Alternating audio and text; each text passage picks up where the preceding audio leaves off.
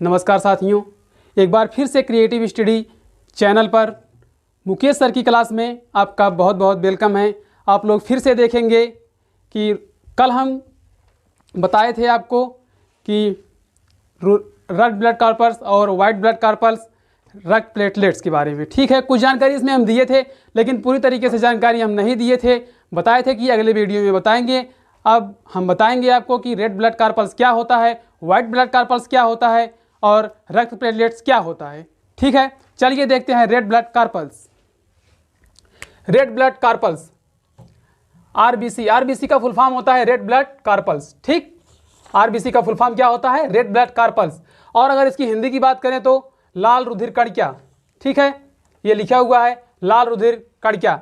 अगर इसके हम वैज्ञानिक नाम की बात करें या फिर इसे किसी अन्य नाम से जाना जाता है तो हम इसकी बात करेंगे तो इसे इरिथ्रोसाइट्स के नाम से जाना जाता है। किस नाम से जाना जाता है? इरिथ्रोसाइट्स के नाम से। ये लिखा हुआ है इरिथ्रोसाइट्स।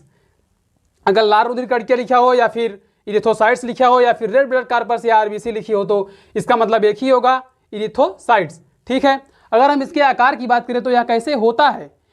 सामान्य रूप से तो नहीं दे सकते इसे, अगर किसी सूक्ष्मदर्शी से देखा जाए तो आरबीसी को इसका आकार कैसा होता है? तो इसका आकार होता है उभयतल।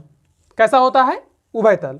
ठीक है, अगर इसकी हम जीवन काल की बात करें तो कितने दिन आरबीसी की कणिकाएं जीवित रहती हैं, कितने दिन बाद ये मर जाती हैं। ठीक है, तो 20 से 120 दिन इनका जीवन काल कितना होता है? 20 से 120 दिन। इसके बाद यह मर जाती हैं, इसके बाद ये नष्ट हो जाती हैं। 20 से 120 दिन इनका जीवन काल होता है। और अगर आगे देखें तो हम इनकी संख्या कितनी होती है हमारे शरीर में, मतलब आरबीसी की संख्या हमारे शरीर में कितनी होती है? तो 5 से 6,000। कितनी होती हैं? 5 से 6,000। अगर पुरुषों की बात करें तो पुरुषों में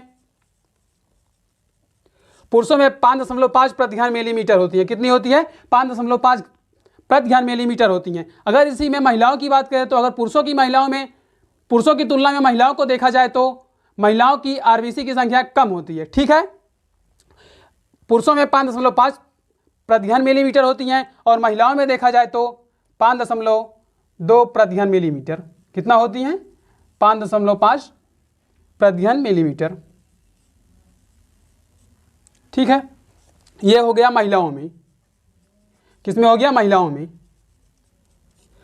और अगर हम इसके बीमारी की बात करें तो मतलब इनकी कमी से कौन सी बीमारी हो सकती है और इनके बढ़ने से कौन सा रोग हो सकता है, चलिए इसे हम देखते हैं। ठीक है,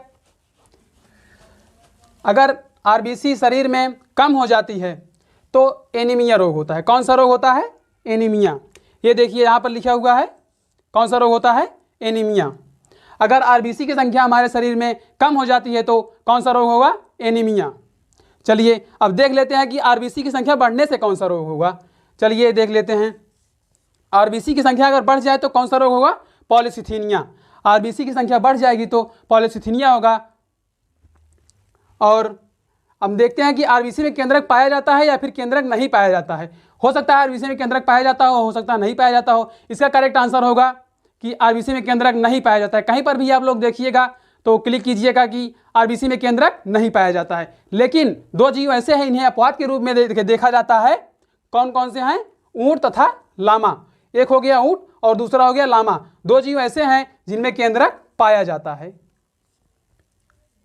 ठीक है, इनमें केंद्रक पाया जाता है, इन्हें अपवाद के रूप में रखा गया है और इनमें केंद्रक पाया जाता है आरबीसी। ठीक है, और अगर देखा जाए तो सबसे छोटी आरबीसी किस जीव में पाई जाती है और सबसे बड़ी आरबीसी किस जीव में पाई जाती है? तो सबसे छोटी जो होती है वो हिरन के अंदर देखी गई है। किस जीव के अंदर? हिरन के अंदर देखी गई है। और जो सबसे बड़ी है वो ऊंट के अंदर देखी गई है। किस जीव के अंदर? ऊंट के अंदर देखी गई है। चलिए ठीक है, हमने देख लिया कि आरबीसी में क्या क्या बातें हो सकती हैं और क्या क्या नहीं हो सकती। लगभग हर एक चीज़ स्पष्ट कर दी है, आपके सामने हर एक चीज़ दिख रहा है। ठीक है, चलिए एक बार हम इसे फिर से देख लेते हैं कि आरबीसी का full form red blood corpus होता है। और अगर इसे हिंदी की बात करें तो लाल रुधिर कणिका। और अगर इसके वैज्ञानिक नाम की बात करें या फिर किसी अन्य नाम की बात करें तो इरिथ्रोसाइट्स। और इसके आकार की बात करें तो उभयतल। और इसके जीवन काल की बात करें तो 20 से 120 दिन। और इसके संख्याओं की बात करें तो 5 से 6,000। और अगर पुरुषों का पूछ रहा है तो केवल पुरुषों का पूछ रहा है तो 5.5 प्रति घन मिलीमीटर। ठीक है, और अगर महिलाओं में पूछ रहा है तो 5.2 प्रति घन मिलीमीटर हो जाएगा। ठीक है। और अगर इसके रोग की बात करें तो आरबीसी की संख्या कम होने पर कौन सा रोग होगा? एनीमिया। और आरबीसी की संख्या बढ़ने पर कौन सा रोग होगा? पॉलीसिथीनिया। और अगर केंद्रक की बात करें तो केंद्रक किस में पाया जाता है, केंद्रक किस में नहीं पाया जाता है? तो इसमें देखेंगे कौन सा, ऊंट और लामा में केंद्रक पाया जाता है और आरबीसी में केंद्रक नहीं पाया जाता है। किसी भी एग्जाम में अगर क्वेश्चन दिया है आरबीसी में केंद्रक पाया जाता है या नहीं पाया जाता है तो आप क्लिक करेंगे कि आरबीसी में केंद्रक नहीं पाया जाता है। अगर एग्जाम में किसी क्वेश्चन में दिया है कि किस जीव में आरबीसी में केंद्रक पाया जाता है तो ऑप्शन में दिया रहेगा ऊंट या लामा, दोनों में से किसी न किसी जीव का नाम दिया रहेगा ऑप्शन में, तो आप इसे ही क्लिक कीजिएगा, ठीक है। और अगर बात कर ले कि आरबीसी जो है सबसे छोटी आरबीसी कहाँ पाई जाती है, किस जीव में पाई जाती है, तो होता है हिरन। और आरबीसी की संख्या मतलब बात कर ले तो बड़ी किसमें बड़ी पाई जाती है, तो होता है ऊंट, ठीक है। इतनी बातें हमने जान ली। अब हम जानेंगे डब्ल्यूबीसी के बारे में। डब्ल्यूबीसी होती क्या है, सबसे बड़ा उसमें क्या होता है, सबसे छोटा उसमें क्या होता है और उसका फुल फॉर्म क्या होता है, हर एक चीज़ उसमें जानेंगे। अब आरबीसी की चर्चा हम नहीं करेंगे, आरबीसी के बारे में हर एक चीज़ हमने जान लिया है, ठीक। चलिए देखते हैं डब्ल्यूबीसी के बारे में।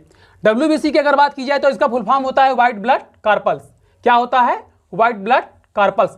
डब्ल्यूबीसी की बात की जाए तो इसका जो होता है full form white blood carpals होता है। और अगर इसके हिंदी की बात की जाए तो श्वेत रुधिर कणिका, लिखा हुआ है आप देख रहे होंगे स्क्रीन पर, श्वेत रुधिर कणिका।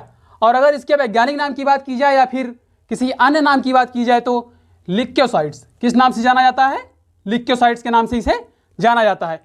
और इसके अगर जीवन काल की बात कर ले तो कितने दिन तक ये जीवित होती हैं, कितने दिन में बनकर ये खत्म हो जाती हैं, तो 2 से 4 दिन, ठीक है। 2 से 4 दिन। अगर कहीं कहीं आपको मिल जाए कि 2 से 4 या 5 दिन तो आप घबराइएगा नहीं, यह भी सही हो सकता है और यह भी सही हो सकता है, 2 से 4 या 5 दिन, ठीक है। और अगर इसके आकार की बात करें तो आकार इनका जो होता है वो होता है अमीबाकार, ठीक है। अमीबा आपने देखा होगा, ये अमीबा के आकार की होती हैं। और अगर इनकी संख्या की बात करें तो संख्या इनकी 8 से 10,000। प्रत्येक मनुष्य के अंदर डब्ल्यूबीसी की संख्या जो होती है 8 से 10,000। और अगर सबसे छोटी डब्ल्यूबीसी की बात करें तो सबसे छोटी डब्ल्यूबीसी क्या हो सकती है, तो वो है लिम्फोसाइट्स। कौन सी? लिम्फोसाइट्स। और अगर सबसे बड़ी की बात करें तो नहीं, यहाँ थोड़ा देखिएगा मिस्टेक हो गया है कि सबसे बड़ी जो होती है वो होती है लिम्फोसाइट्स और सबसे छोटी जो होती है वो होती है मोनोसाइट, ठीक। चलिए हम आगे देखेंगे।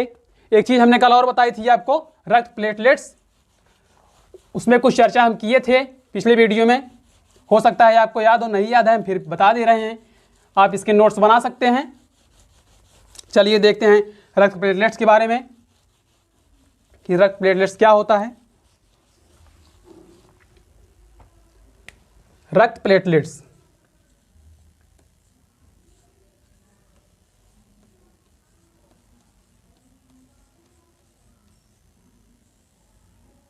क्या होता है? रक्त प्लेटलेट्स।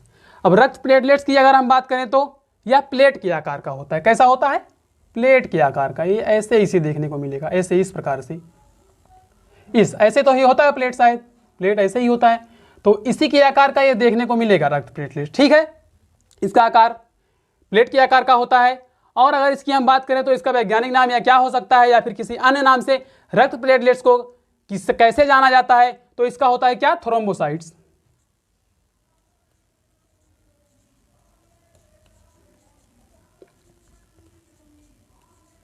थ्रोम्बोसाइट्स, ठीक है, थ्रोम्बोसाइट्स होता है। और रक्त प्लेटलेट्स को किस वैज्ञानिक नाम से जाना जाता है, तो थ्रोम्बोसाइट्स के नाम से जाना जाता है। इनकी जो संरचना होती है, इनका जो आकार होता है वह होता है प्लेट के आकार का, ठीक है। इनका कार्य जो होता है वह रोगों से लड़ना होता है, ठीक है। इनका कार्य जो होता है वह रोगों से लड़ना होता है। जो हमारे शरीर में रोग होते हैं इनसे लड़ते हैं, रोगों से लड़ना इनका कार्य होता है, रोगों से लड़ना इनका कार्य होता है। और ये हमारे शरीर को शक्ति भी प्रदान करते हैं। क्या प्रदान करते हैं? शक्ति भी प्रदान करते हैं। और ये हमारे शरीर में होने वाले रोगों से लड़ते हैं और हमें बचाते हैं, ठीक है। अगर इनके जीवन काल की बात की जाए तो इनका भी जीवन काल 8 से 10 दिन का होता है। कितने का? 8 से 10 दिन का होता है। इनका जीवन काल 8 से 10 दिन का होता है।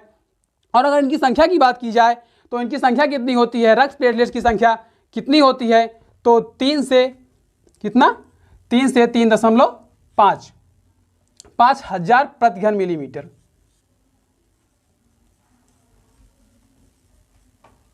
कितना, 5000 प्रति घन मिलीमीटर। ठीक है, रक्त प्लेटलेट्स के बारे में हमने जान लिया। और अगर इनकी संख्या बढ़ जाती है, अगर रक्त प्लेटलेट्स की संख्या हमारे शरीर में बढ़ जाएगी तो नस फट सकती है। क्या हो सकता है, नस फट सकती है। और अगर इनकी संख्या कम हो जाती है तो हमारे शरीर में जो थक्का बनता है रक्त का, यह नहीं बनेगा।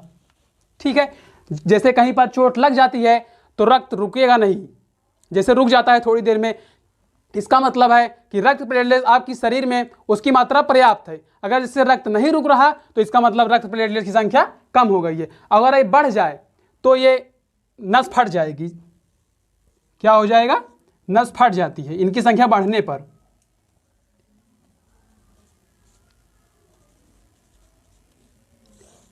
नस फट जाती है, अगर इनकी संख्या बढ़ जाएगी तो नस फट जाती है। अब हम देखेंगे RH फैक्टर। ठीक है, कुछ बातें हम RH फैक्टर के बारे में जान लेते हैं, इन्हीं में आता है रक्त में। चलिए देखते हैं RH फैक्टर। RH फैक्टर क्या होता है और इसकी खोज किसने की थी, चलिए देखते हैं।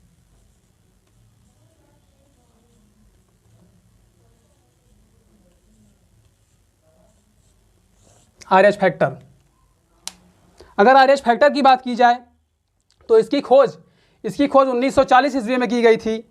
RH फैक्टर की खोज कब की गई थी, 1940 ईस्वी में। ठीक है, 1940 ईस्वी में इसकी खोज की गई थी। और अगर देखा जाए तो इसे खोजा किसने था, इसे खोजा था लैंडस्टीनर तथा वीनर ने। किसने, लैंडस्टीनर वैज्ञानिक थे और वीनर, कौन, वीनर। लैंडस्टीनर तथा वीनर ने किस पे प्रयोग करके खोजा था, तो एक रिसस नाम का बंदर होता था, रिसस नाम के बंदर पर इन्होंने प्रयोग किया और RH फैक्टर का खोज किया। ठीक है, तो किस बंदर पर, रिसस नामक बंदर पर।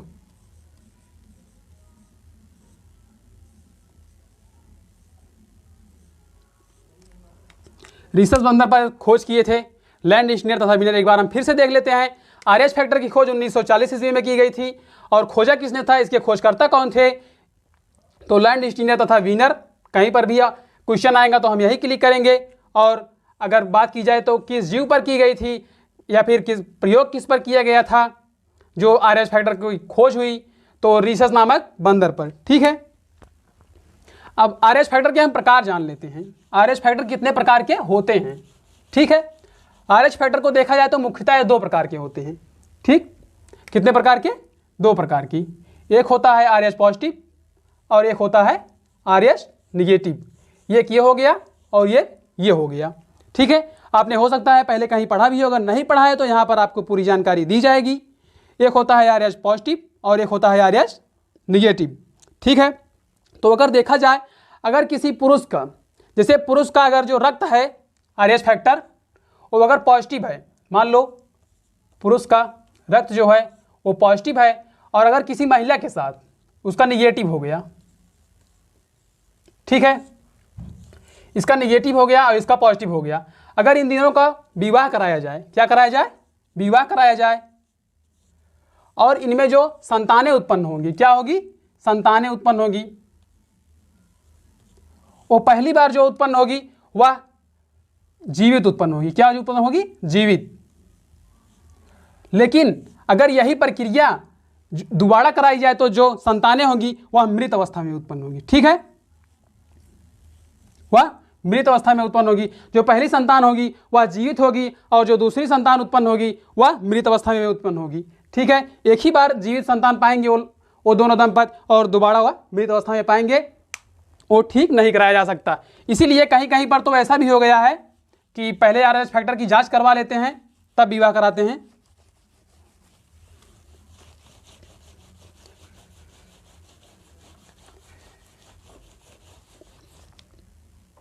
चलिए ठीक है, रुधिर के लिए इतना ही। और अगर वीडियो पसंद आया हो या फिर आपके लिए हेल्पफुल रहा हो तो वीडियो को लाइक और शेयर ज़रूर कर लीजिएगा। और अगर ऐसी वीडियो और पाना चाहते हैं तो हमारी वीडियो आती रहेंगी, इसे सब्सक्राइब कर लीजिए और बेल आइकन ऑन कर लीजिएगा। और अगर आपको व्हाट्सएप ग्रुप या टेलीग्राम ग्रुप या फिर फेसबुक ग्रुप चाहिए तो नीचे डिस्क्रिप्शन में ग्रुप का लिंक दे दूंगा मैं,